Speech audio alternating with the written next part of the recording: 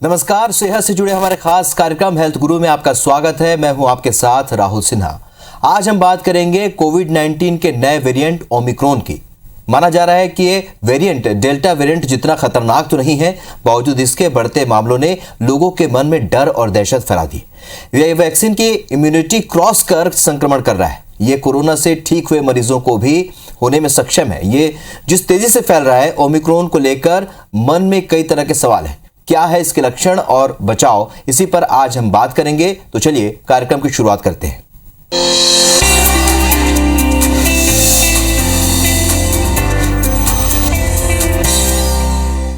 तो ओमिक्रॉन के बारे में ज्यादा जानकारी देने के लिए आज हमारे साथ मौजूद हैं शेल्बी हॉस्पिटल के डॉक्टर संजय नेमा।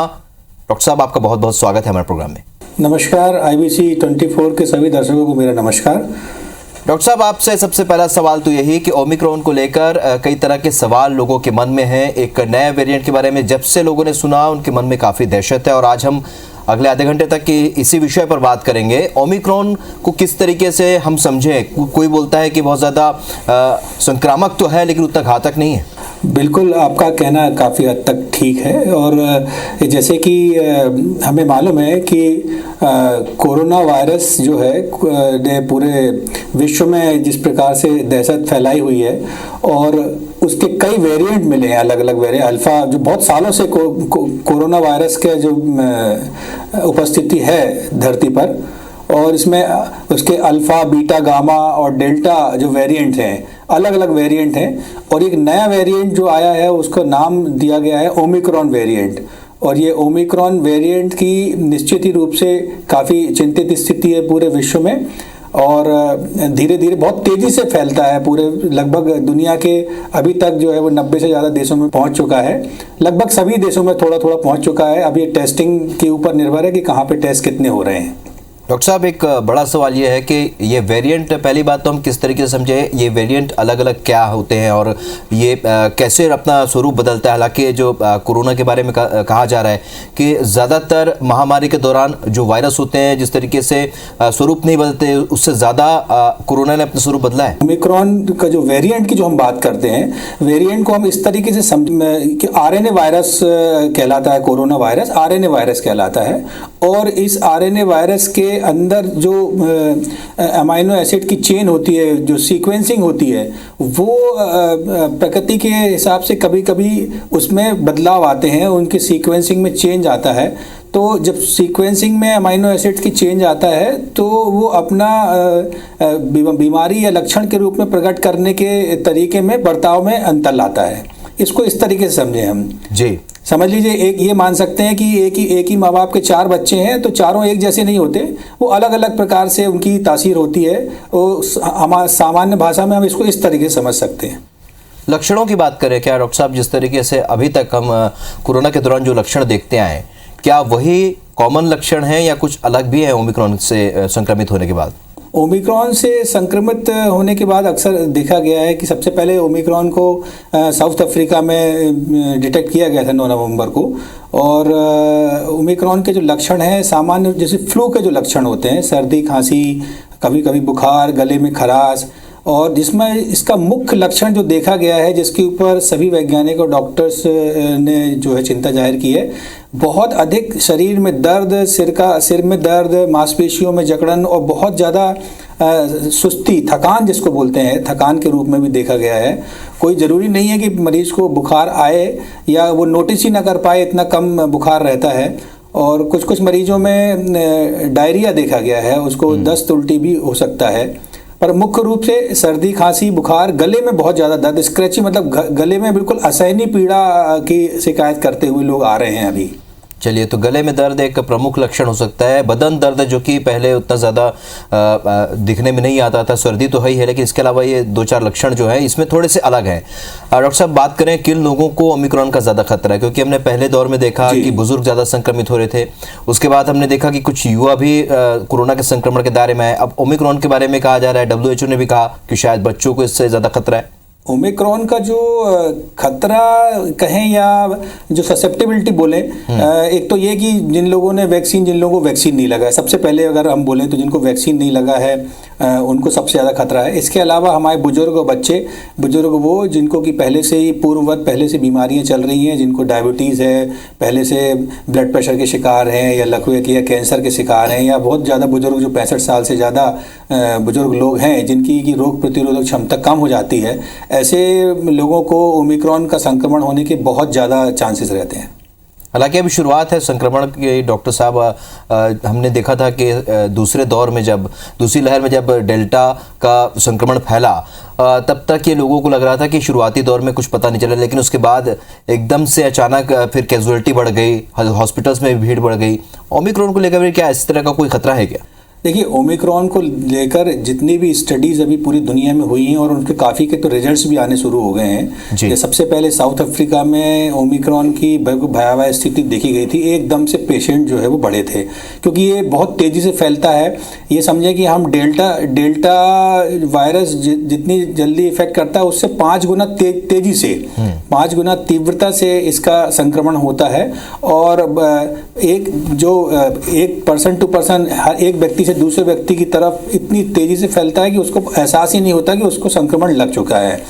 और ये सर्दी खांसी के जो मैंने लक्षण बताए हैं, इन लक्षणों के अलावा अच्छी बात ये बोल सकते हैं कि अभी तक जो मृत्यु दर है, जैसा कि हमने डेल्टा में देखा था, डेल्टा वेरिएंट के साथ में देखा था, वैसी मृत्यु दर अभी तक नहीं देखी गई है। लोग जल्दी जल्दी ठीक भी हो रहे हैं, संक्रमण तेजी से ऊपर जा रहा है और कई जगह पे, कई देशों में पीक पे आ चुका है। साउथ अफ्रीका में जो है वो, south Africa, America, Britain, France वगैरह में ये पीक पे आ चुका है। और पीक पे अभी कितने समय बना रहेगा इसको ये समय बता पाएगा। बिल्कुल। और ओमिक्रॉन का संक्रमण चूंकि फैल चुका है डॉक्टर साहब, और पहले भी हमने देखा कि संक्रमण के दौरान बहुत सारी बातों का ख्याल रखना होता है। ओमिक्रॉन से कैसे बचा जा सकता है, जबकि आप बता रहे हैं और ये रिसर्च भी बता रहा है कि ज़्यादातर अभी जो ये जो वेरिएंट है सबसे ज़्यादा संक्रामक है। हमारे देश में सबसे पहले महाराष्ट्र से इसकी शुरुआत हुई थी और आज की डेट में महाराष्ट्र में प्रतिदिन जो है वो लगभग नहीं तो 15 से 20 हज़ार केसेस भी मिलने शुरू हो गए। आज ही के आंकड़े में 15 हज़ार के लगभग केस बन रहे हैं और ये अभी और भी बढ़ेगा धीरे धीरे। अच्छा, इसके साथ सतर्कता बरतने की जहाँ तक बात है, तो सतर्कता के साथ साथ जो WHO ने पहले ही बताया है कि अपने हैंड सैनिटाइज रखें, सोशल डिस्टेंसिंग, सामाजिक दूरी बना के रखें। और बहुत ज़्यादा बड़ी गैदरिंग जो अभी हम देख रहे हैं कि चुनाव का इस समय मौसम चल रहा है भारत देश में, उसमें बड़ी बड़ी गैदरिंग होती हैं, बहुत सारे लोगों को, सैकड़ों हज़ारों लोगों को लेके आया जाता है रैली में। और ये सब इस प्रकार के समारोह हैं, बड़े शादी समारोह हैं, या जहाँ पे बड़े सारे लोग इकट्ठे होने की आशंका हो या भीड़ हो या आंदोलनकारी हो, यहाँ से बचना होगा। क्योंकि ये इतना ज़्यादा संक्रामक है कि अगर आप बहुत ज़्यादा लोग इकट्ठे हो जाएंगे एक ही जगह में, और भले ही वो मास्क लगाए हों और सैनिटाइज किए हों, तो उसके बावजूद भी क्योंकि इसकी संक्रमण क्षमता इतनी ज़्यादा है कि ये निश्चित रूप से फैलने वाला है, तो हमें बड़ी गैदरिंग से बचना होगा। दूसरा, वैक्सीन के ऊपर सरकार वैसे बहुत जोर दे रही है और सभी से अनुरोध है कि वैक्सीन जिन्होंने नहीं लगाई है वो जल्द से जल्द वैक्सीन लगाएं। अभी तो डोर टू डोर कैंपेन चल रहा है, मोबाइल यूनिट्स चल रही हैं जो कि वैक्सीन लगाने के लिए तत्पर हैं। बच्चों को वैक्सीन हमारे देश में चालू हो गया है और सफलता ज़बरदस्त मिल रही है, बच्चे स्वयं आगे आ रहे हैं, इससे सीखना होगा। दूसरा, घर में बुजुर्ग लोगों को थोड़ा विशेष रूप से ध्यान रखने की आवश्यकता है। हमारे परिवार में चूँकि अभी भी जो है वो संयुक्त परिवार की परंपरा चली आ रही है, तो निश्चित रूप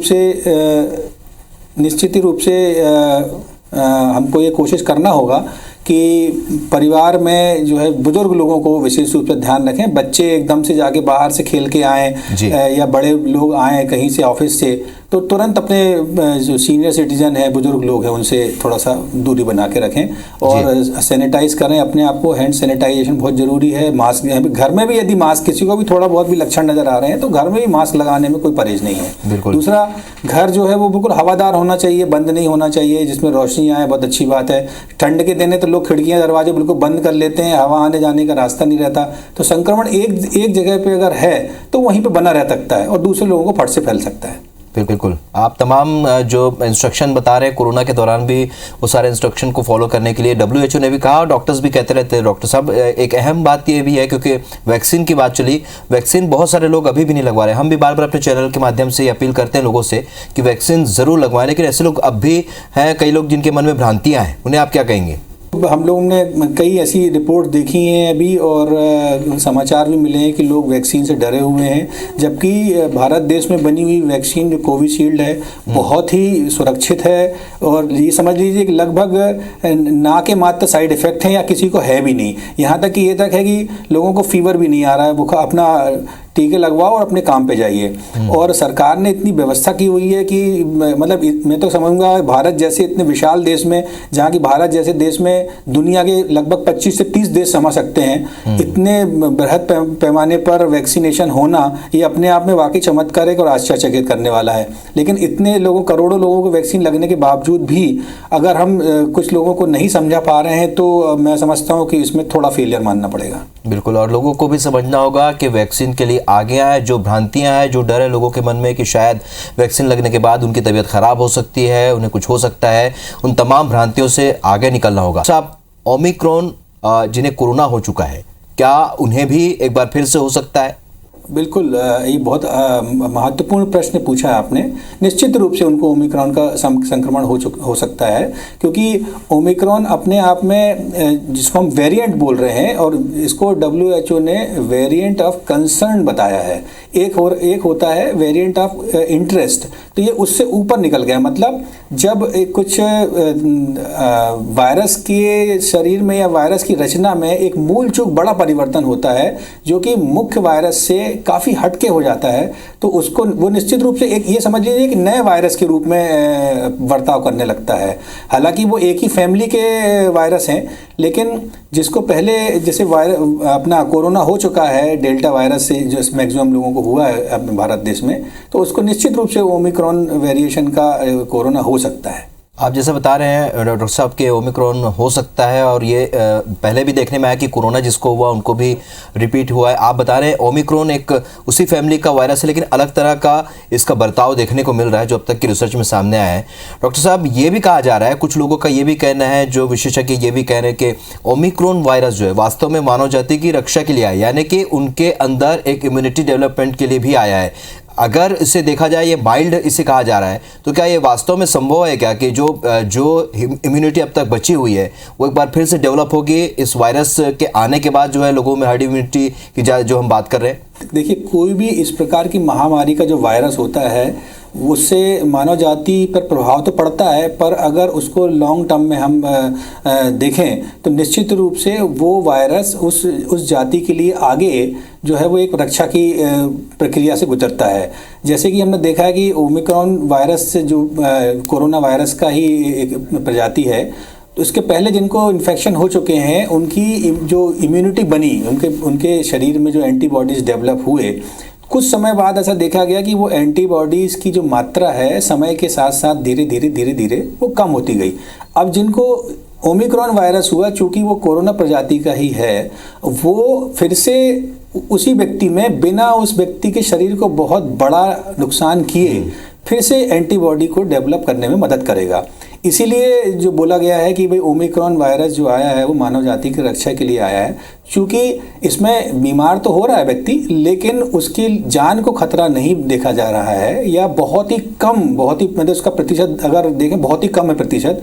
तो यदि इस प्रकार से अगर वायरस अंदर जा रहा है और वो एंटीबॉडी को बनाने में फिर से मदद कर रहा है, तो ये निश्चित रूप से एक प्रकार का वैक्सीनेशन हो रहा है, रक्षात्मक जो प्रतिरोधी क्षमता है हमारे शरीर की उसको बढ़ाने में काम करेगा। डॉक्टर साहब, इसी से जुड़ा एक और सवाल मेरा है कि पेंडेमिक के बाद जो स्थिति आती है, जिसे एंडेमिक या एपिडेमिक कहते हैं, क्या आज पूरी दुनिया उस स्थिति में पहुंच रहा है जहां पर अब जो है पेंडेमिक एक जीवन का एक हिस्सा बन जाएगा? जैसे हम देखते हैं वायरल फ्लू वगैरह जो मौसमी बीमारियां होती हैं, क्या ये महामारी भी अब अपना स्वरूप बदल के एक स्थान बना लेगी मानव जाति के बीच? निश्चित रूप से वायरस, देखिए वायरस तो पृथ्वी पर प्रकृति का नियम है कि एक वायरस जाएगा दूसरा वायरस आएगा, और जैसे कि हमने इसकी भयावहता देख चुके हैं जब हिंदुस्तान में दूसरी वेव आई थी, और ये धीरे धीरे ये तीसरी वेव, भले ही इसका नाम दिया जा रहा है, लेकिन ये धीरे धीरे अब इसकी जो मतलब मारक क्षमता है ओमिक्रॉन वायरस की, वो धीरे धीरे घटती चली जाएगी और हमारे शरीर में जो है उसके प्रति एक प्रकार से रोग प्रतिरोधक क्षमता डेवलप हो जाएगी। और ऐसा नहीं है कि कोरोना वायरस हमेशा के लिए इस धरती से ख़त्म हो जाएगा।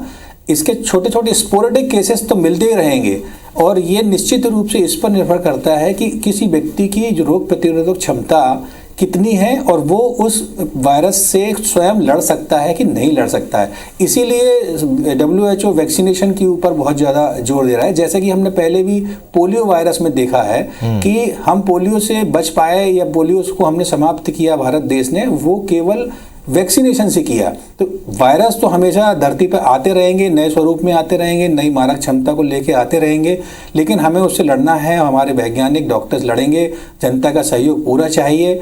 और हम इस दौर में, जैसे कि भारत क्या पूरा दुनिया जो है वो ग्लोबल विलेज है आज के समय। तो ग्लोबल विलेज का मतलब ही ये है कि अगर कोई भी इन्फेक्शन या जो वायरस के रूप में हमारे धरती पर आएगा, उससे लगभग सारी मानव जाति प्रभावित होगी। बिल्कुल। और जिस तरीके से आपने एक बार फिर कहा कि वैक्सीन को लेकर WHO बार बार कह रहा है कि वैक्सीन ज़रूर लगवानी चाहिए। डॉक्टर साहब, एक जो लोगों के मन में जो संशय होता है, लोगों को ये लगता है कि कहीं स्टडी में भी ये सामने आया, आजकल कई लोग गूगल भी कर लेते हैं और अपनी जानकारी जुटाने की कोशिश करते हैं। ऐसे लोग सोचते हैं कि वायरस को ही इंजेक्ट किया जाता है बॉडी में, तो वैक्सीन को लेकर जो मन में संशय, लोगों के मन में यही रहता है कि हमारे अंदर फिर से वायरस डाला जाता है या उसी का एक कोई स्वरूप डाला जाता है। ये भी डर का कारण है। इसे लेकर भी थोड़ा सा आप बताइए कि लोगों को ये डर नहीं होना चाहिए। आज के सोशल मीडिया प्लेटफॉर्म और गूगल सर्च, निश्चित रूप से गूगल डॉक्टर्स की संख्या बढ़ती जा रही है और ये हम लोगों के लिए भी आज की डेट में चुनौतीपूर्ण है कि मरीज को कैसे समझाया जाए। हाँ, ये बात निश्चित है कि जब भी कोई वैक्सीन बनाई जाती है तो वैक्सीन बनाने का उद्देश्य ही ये रहता है कि उस व्यक्ति का उस शरीर के अंदर उस वायरस के प्रति एक रोग प्रतिरोधक क्षमता डेवलप की जाए और वो धीरे धीरे किसी भी प्रकार के उस वायरस से लड़ने के लिए वो तैयार हो।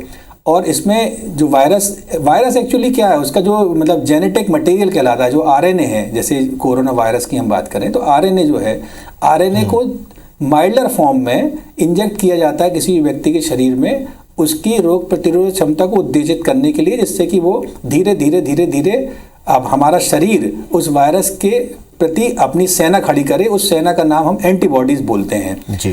तो एंटीबॉडी डेवलप करने के लिए वायरस की जो एक प्रकार से मरी हुई सेना को हम अपने शरीर के अंदर डलवाते हैं, जिसको हम वैक्सीनेशन बोलते हैं।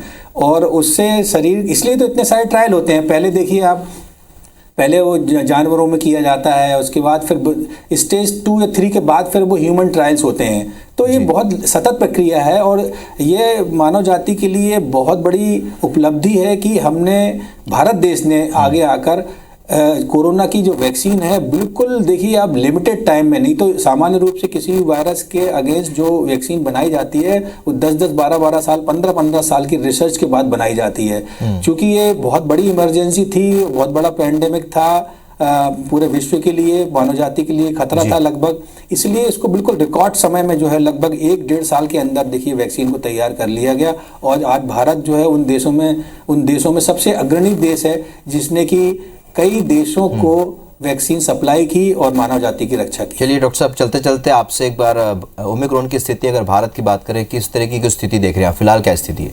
देखिए, ये तो निश्चित है कि तीसरी वेव आएगी। अब इसको तीसरी वेव को आप ये नहीं बोल सकते कि इतने बड़े देश में एक साथ आएगा।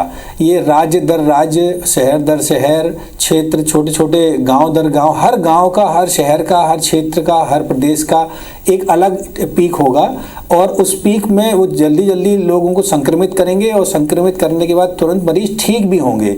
जहाँ तक इसकी संभावना है कि बिल्कुल कोई गंभीरतम परिणाम मिलेंगे जैसा कि हमको दूसरे लहर में देखने मिला, वैसी आशंका कम है। आज हम देख रहे हैं कि साउथ अफ्रीका से जो है वो मौतों की संख्या की रिपोर्ट बहुत ही निग्लिजिबल है, समझ लीजिए।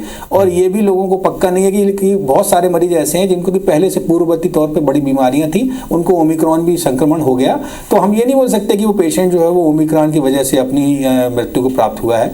लेकिन हाँ, ये निश्चित है कि भारत में भी देखा जा रहा है कि जैसे महाराष्ट्र में जो है जिस प्रकार से केसेस बढ़ रहे हैं, 90% केसेस अभी भी घर में ही हैं। हॉस्पिटल का जो ऑक्यूपेंसी है, हॉस्पिटल की बेड की ऑक्यूपेंसी है, बहुत कम है। केवल जो पहले से जो बीमार लोग हैं, डायबिटीज़ के हैं, किडनी वाले मरीज हैं, कैंसर वाले मरीज हैं, ऐसे मरीजों को क्या बोलते हैं अस्पताल में ही रखा जा रहा है। बाकी फिर भी लोगों को सलाह दी जाती है कि अब मास्क पहने, सोशल डिस्टेंसिंग रखें, हैंड सैनिटाइज करें और बहुत ज़्यादा भीड़ भड़क्का में न लगाएं, भीड़ न करें, भीड़ तंत्र न बने। भारत एक लोकतंत्र है, लोकतंत्र रहने दें, इसको भीड़ तंत्र में तब्दील न करें। बहुत अच्छी बात यहाँ पर डॉक्टर साहब आपने कही है कि भीड़ में जाने से बचना है। भीड़ तंत्र और लोकतंत्र का फर्क भी आपने बता दिया। और हमको उम्मीद है कि डॉक्टर साहब आज जो एपिसोड जो लोग देख रहे होंगे, ओमिक्रॉन को लेकर जितनी भी शंकाएं होंगी वो ज़रूर उनकी क्लियर हो चुकी होंगी। आप हमारे साथ जुड़े, इसके लिए बहुत बहुत शुक्रिया आपका। धन्यवाद। IBC चैनल 24 को मेरी शुभकामनाएं। Thank you. तो आज हेल्थ गुरु में हमने चर्चा की है ओमिक्रॉन से जुड़ी तमाम जो विषय थे, जो लक्षण हैं और जो मन में लोगों के प्रश्न आ रहे हैं, जो शंकाएं हैं, नया वेरिएंट है, इसे लेकर तमाम तरह की जो शंकाएं हैं लोगों के मन में। और लगता है कि आज के एपिसोड के जरिए ये जानकारी ज़रूर आप लोगों को तक पहुंची होगी। तो हेल्थ गुरु में आज बस इतना ही। एक नए विषय के साथ आपसे फिर होगी मुलाकात। नमस्कार।